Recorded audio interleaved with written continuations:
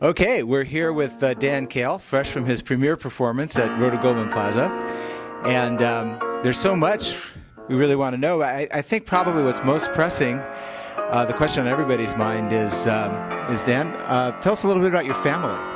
Oh, well, it's funny. They just happen to be right here. You're my brother, as you should know. Well, and who was your earliest musical inspiration and influence? Oh, okay. That might be you. I remember listening to you practice piano. You're 7 years older, and our mother wanted you to play piano, wanted me to play piano because she played piano, and I showed no aptitude whatsoever. I believe I have 3 scars on my head. 2 of them have to do with being at a piano and her showing me something and me just going bong, something like that. But when you went to live with Pop and Joan after I finished first grade, suddenly I had aptitude at the piano, and I'm told I dug out a Bach 2-part invention over 2 or 3 weeks. Just having heard it enough, I was able to kind of dig it out. So I got put into piano lessons, and for whatever reason, suddenly I had some talent for it and learned how to do it, and gradually got better.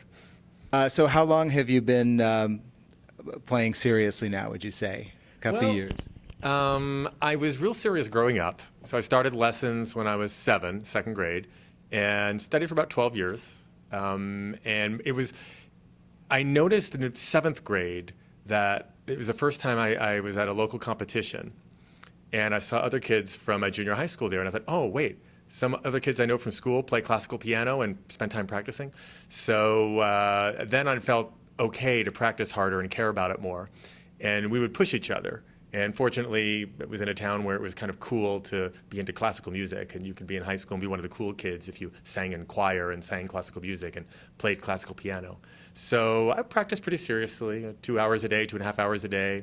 So I think one time, sophomore year of high school, I practiced 5 hours one day. It only happened once, as I recall.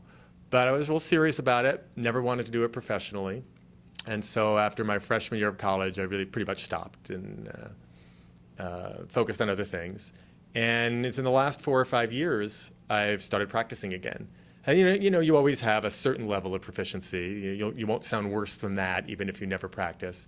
I was afraid I'd lost it. I was afraid I'd never sound as good as I did when I was 16, 17.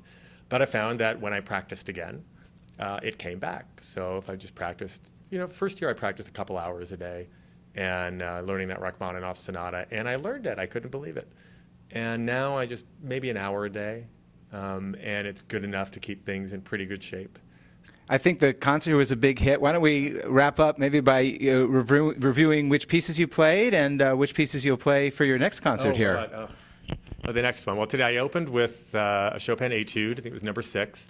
I used the music for that one just so I could get through the nerves a little bit and get used to the room and the piano.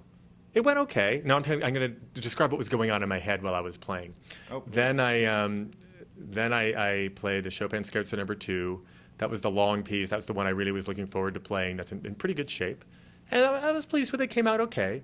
I was aware that the camera was there and that every time there was a little error, even though I knew it wasn't a big deal, part of me was thinking, oh, darn it, that's on camera.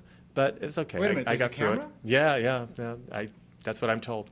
And then after that, I played another etude, the Tristesse. That went okay. That actually went pretty well. I was pleased with that. And then I'd been warned there might be a request for an encore, and I swore no. I hadn't practiced other stuff enough. But I thought, well, they want more. How can I let them? I can probably get through some things. So I played Chopin Nocturne. That went all right. A few clunkers, but I got through it. Then another Chopin Etude, the harp Etude, which actually sounded kind of beautiful. I did have a pretty bad memory lapse in it, but I sat there and I thought, well, I'll just jump ahead to the next section I can jump into, and who'll know? And it sounded okay. It all worked out. And next time? Oh, wow. I'm working on a Prokofiev sonata now. I like it. It's a fun piece. It's a little more challenging to listen to than Chopin. I suspect there are sections of it just about any audience would like. I'm not entirely sure the audience here would appreciate it, maybe. Who knows? I have to learn it first. I'm always ready to learn more Chopin. So there's lots to choose from. Can't specify yet. All right, and there you have it.